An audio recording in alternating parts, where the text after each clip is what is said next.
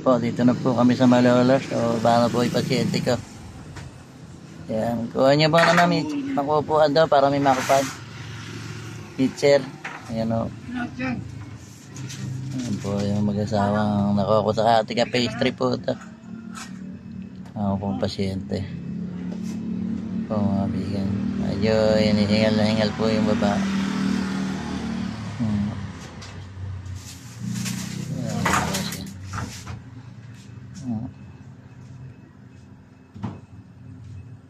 Hinihingal po.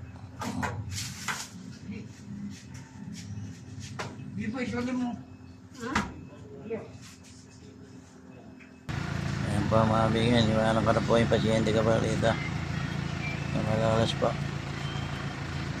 Ayan po mga bigan. Ako nadala. Baba na po yung pasyente ko dito sa Malolos Provincial. Tiga pastry po ito.